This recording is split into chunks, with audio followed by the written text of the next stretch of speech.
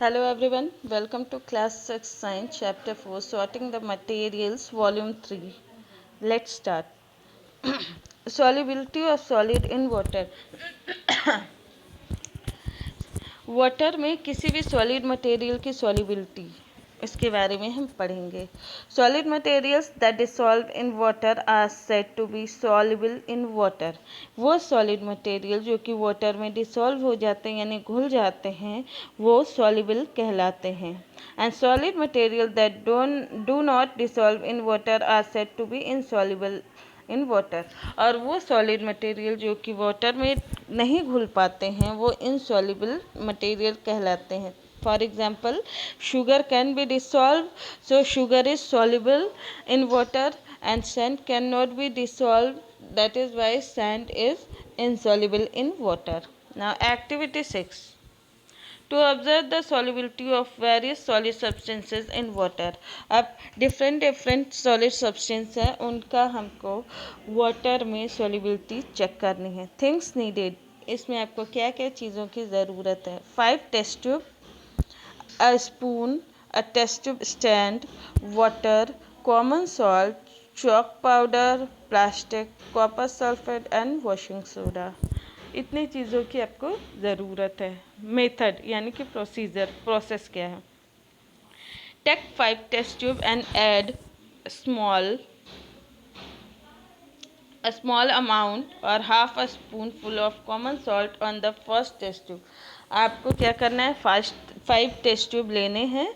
अब उन 5 test tube में से एक में आपने आधा चम्मच सॉल्ट डाल दिया. Similarly add the same amount of chalk powder in the second test tube. अब दूसरे टेस्ट ट्यूब में आपको हाफ स्पून चॉक पाउडर डालना है. Plastic in the third test tube, तीसरे में आपको प्लास्टिक डालना है. तीसरे टेस्ट ट्यूब में copper sulphate crystal in the fourth test tube और फोर्थ टेस्ट ट्यूब में कॉपर सल्फेट का क्रिस्टल डालना है. And washing soda in the fifth test tube, और फिफ्थ टेस्ट ट्यूब जो है उसमें आपने क्या डाला, soda, washing soda. Add 50 ml water to each test tube. अब 5 टेस्ट ट्यूब लिया है, 5 टेस्ट ट्यूब में आपने 5 मटेरियल्स डाल दिए. अब उन सभी में 50 ml वाटर भी डालना है. Shake each test tube vigorously and keep them in the test tube stand. अब जितने भी टेस्ट ट्यूब है 5 टेस्ट ट्यूब उनको वाइग्रसली थोड़ा फास्ट उसको शेक करना है यानी कि हिलाना है और हिलाने के बाद उनको टेस्ट ट्यूब स्टैंड में रखना है. Observe them after a few minutes. What do you observe. कुछ मिनट बाद आप उन्हें देखो. आप क्या देखते हो, आपका रिजल्ट आएगा, ऑब्जर्वेशन होगा. You observe that common salt, copper sulphate crystal and washing soda dissolve in water. आप देखेंगे कि common salt, copper sulphate crystal और वॉशिंग सोडा उस वाटर में डिसॉल्व हो गए यानी कि घुल गए हैं.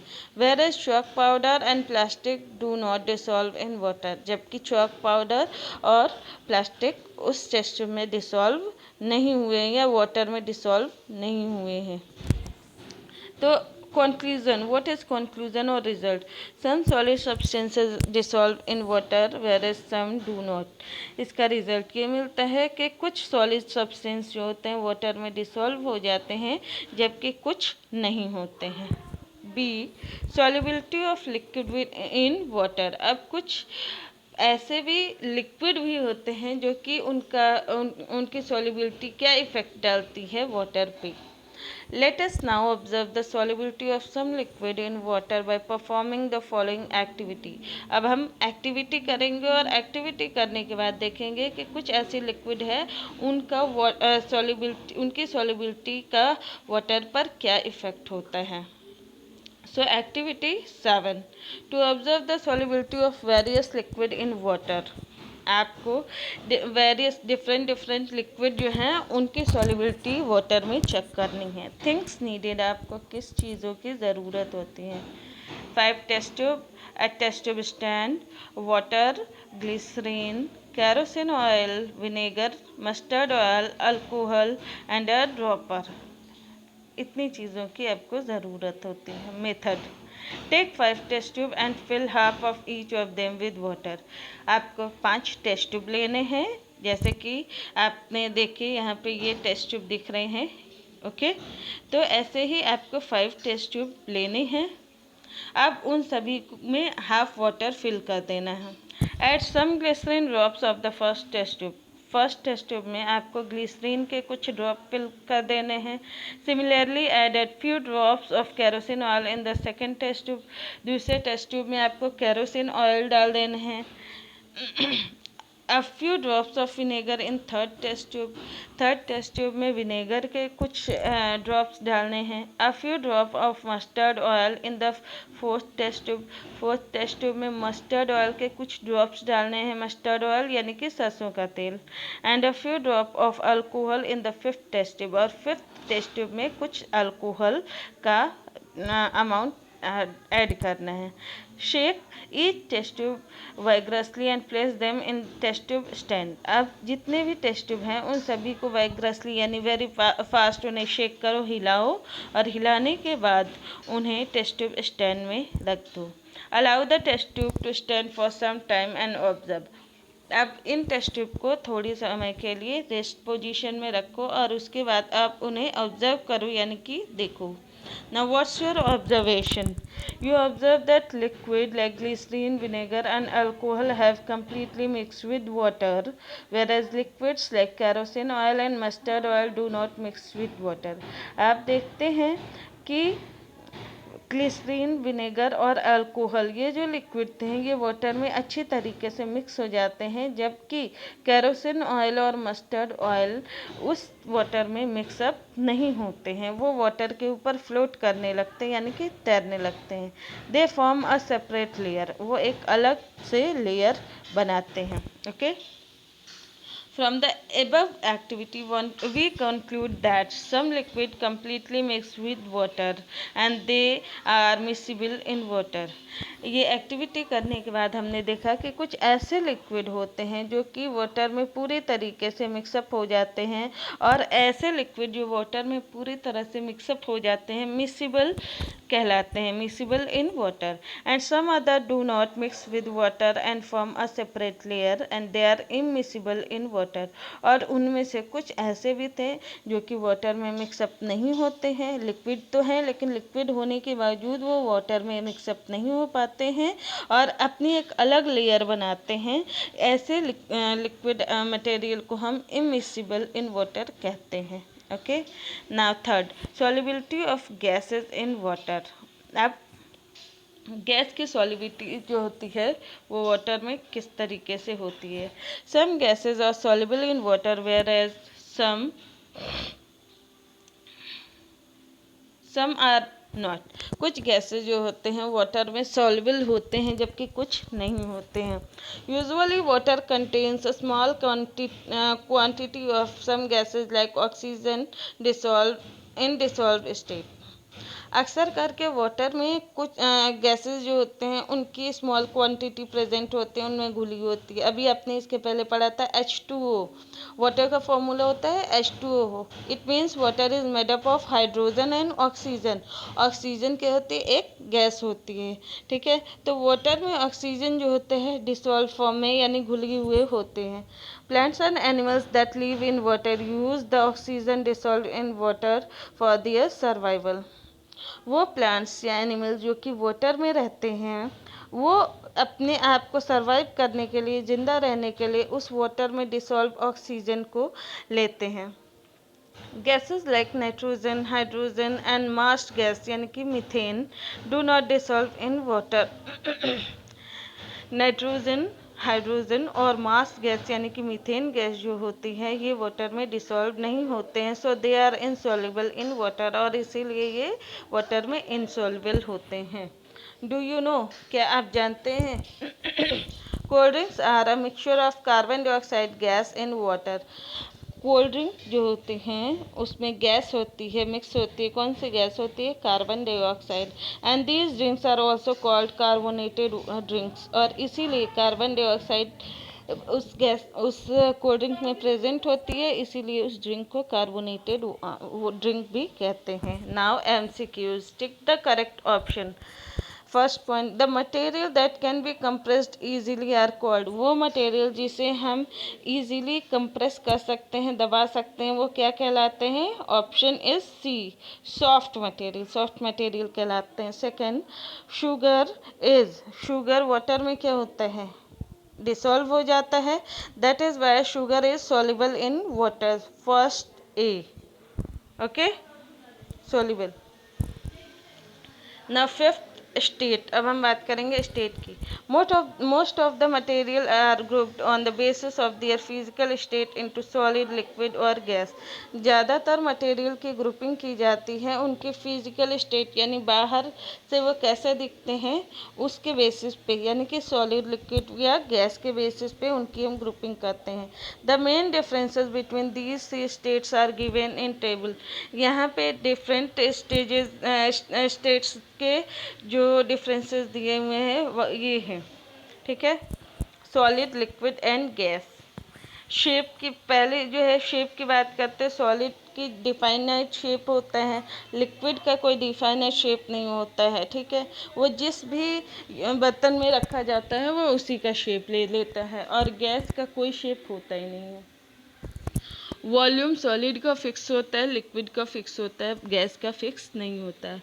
Compressibility, solid can not be compress, solid को कंप्रेस नहीं किया जा सकता है। Liquid can be compress to small extent, liquid को हल्का फुल्का थोड़ा कंप्रेस किया जा सकता है। And gas highly compressible, gas को बहुत ज़्यादा कंप्रेस किया जाता है। CNG नाम सुना होगा आपने, कंप्रेस्ड नेचुरल गैस, तो वो नेचुरल गैस उसमें कंप्रेस बहुत ज़्यादा प्रेशर के साथ में फिल किया जाता है। पैकिंग, सॉलिड के पार्टिकल्स आर क्लोज पार्टिकल्स, उनके जो पार्टिकल्स होते हैं क्लोजली आपस में बहुत एक दूसरे से अटैच होते हैं।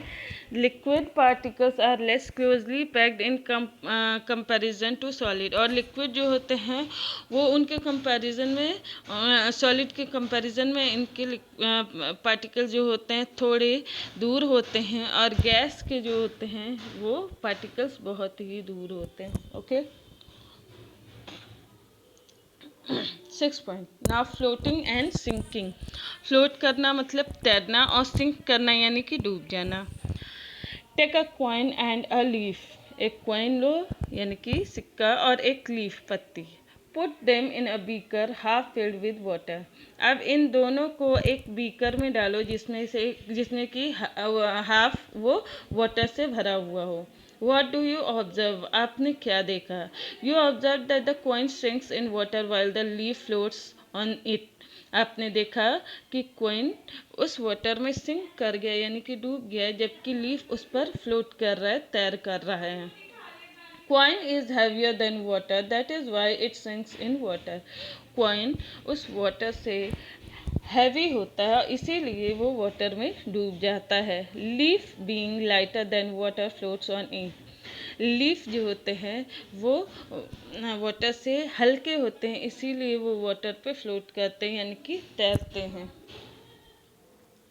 Now activity 8, take a stone, iron nail, a plastic ball, a piece of wood, a wax piece and a few drops of honey.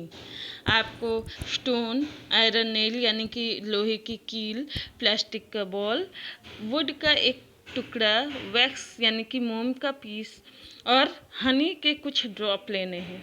Find out which of these float on water and which of these sink.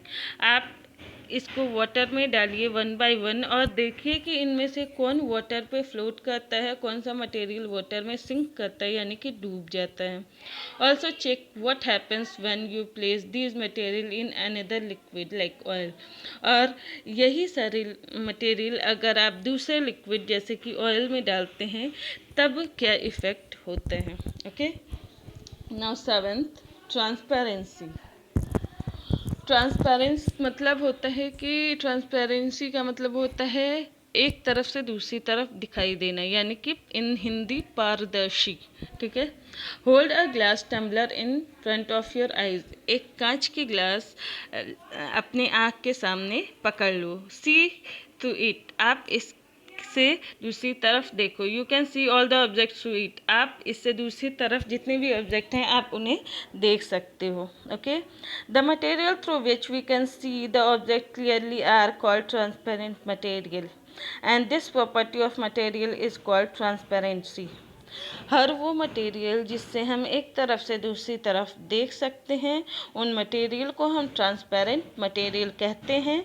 और इन material की ये quality यानी क्या कहलाती है? Transparency. Glass is a transparent material. Glass एक कांच जो होता है वो ट्रांसपेरेंट मटेरियल होता है। Some other example of transparent materials are water, alcohol, air and cellphone paper। उसके अलावा जो होती हैं कि कुछ ऐसे cellophane paper, not cellphone, okay, cellophane paper, कुछ ऐसे एग्जाम्पल्स ट्रांसपेरेंट मटेरियल के होते हैं जैसे कि वाटर, अल्कोहल, एयर और cellophane paper a type of plastic होते हैं। ठीक है, some kind of plastic bottles are also transparent. कुछ प्लास्टिक के बॉटल भी ट्रांसपेरेंट होते हैं। Science update. A team of scientists has developed a coating for ordinary glass that makes it self-cleaning, more transparent, slippery, tough and scratch-resistant, ensuring its durability in all conditions। Scientist की एक team ने ordinary glass के coating तैयार की, साधारण glass की एक coating तैयार की है जो कि जिसमें कि सेल्फ क्लीनिंग, खुद से क्लीन रहता है, ज़्यादा ट्रांसपेरेंट होता है, ज़्यादा स्लिपरी यानी कि स्मूथ होता है, बहुत ही टफ़ यानी कि हार्ड होता है, स्क्रैच रेजिस्टेंट यानी कि खरोच का उस पर कोई असर नहीं होता है, और वो हर कंडीशन में बहुत ज़्यादा ड्यूरेबल यानी कि टिकाऊ होता है। Huge amount of money and energy could be saved by not having the need to be clean glass objects frequently। और इस साइंटिस्ट के ये कोटिंग फॉर ऑर्डिनरी ग्लास को जब उन्होंने डेवलप किया तो इससे बहुत ज़्यादा हमें बार बार ग्लास को क्लीन करने की ज़रूरत नहीं होती है और इस कंडीशन में बहुत ज़्यादा अमाउंट में मनी और एनर्जी की बचत होती है। Okay, now hold a cardboard in front of your. अभी तक आपने ग्लास को कांच को का ग्लास अपने आँख के पास रखा था, अब hold a cardboard in front of your eyes. अब अपने आँख के पास एक कार्डबोर्ड रखना है। Can you see through it? क्या अब आप इससे एक तरफ से दूसरी तरफ देख सकते हो? No, you can not. आप नहीं देख सकते। The material through which we can not see the objects are called opaque materials and this property of material is called opaqueness. ऐसे मटेरियल जिससे हम एक तरफ से दूसरी तरफ नहीं देख सकते। अगर आप अपनी आंखों के सामने अपना बुक भी रख देंगे तो आप बुक की दूसरी तरफ नहीं देख सकते। ओके, तो ऐसे मटेरियल जिनसे हम एक तरफ से दूसरी तरफ नहीं देख सकते हैं उन मटेरियल को ओपेक मटेरियल कहते हैं और ओपेक मटेरियल की ये क्वालिटी ओपेकनेस कहलाती है। Metals, books and wood are some example of opaque materials। Metals, books और wood जो होते हैं opaque material के कुछ example होते हैं। We keep our things in closed iron almirah so that they cannot be seen। हम अपनी जो भी चीज़ें होती हैं उनको आयरन की बंद अलमीरा में रखते हैं ताकि वो दिखाई ना दे सके। Science in life। Shopkeepers usually prefer to keep biscuits, sweets and other eatables in transparent glass jars and transparent plastic containers so that buyers can easily see these items। जितने भी शॉपकीपर्स होते हैं वो बिस्किट्स, स्वीट्स और other eatables जो होते हैं वो ट्रांसपेरेंट कांच की जार में या फिर अदर ट्रांसपेरेंट प्लास्टिक के कंटेनर में रखते हैं ताकि बायर्स जो होते हैं, ख़रीदार जो होते हैं, इजीली इन आइटम्स को देख सकें। Hold a butter paper in front of your eyes. एक बटर पेपर यानी बटर लगा हुआ पेपर आप अपनी आँख के सामने रखो। You can see partly through it, आप इसके दूसरी तरफ देख तो सकते हो लेकिन थोड़ा बहुत दिखाई देता है। So the material through which we can see the object partly are called translucent material. ऐसे मटेरियल जिनसे हम एक तरफ से दूसरी तरफ थोड़ा बहुत देख सकते हैं, पार्टली देख सकते हैं, ऐसे मटेरियल्स को ट्रांसलूसेंट मटेरियल्स कहते हैं। And this property of the material is called translucency, और ट्रांसलूसेंट मटेरियल की ये क्वालिटी ट्रांसलूसेंसी कहलाती है। Butter paper is a translucent material, butter paper translucent material होता है। Grounded glass, frosted glass, tissue paper, dust-laden air, fog and mist are other translucent material. Grounded glass, frosted glass, tissue paper, dust laden air, fog और mist, ये सभी translucent materials होते हैं। See this, A is showing transparent, B is showing opaque and C is showing translucent material. Okay. Now your chapter 4, the end. Thank you.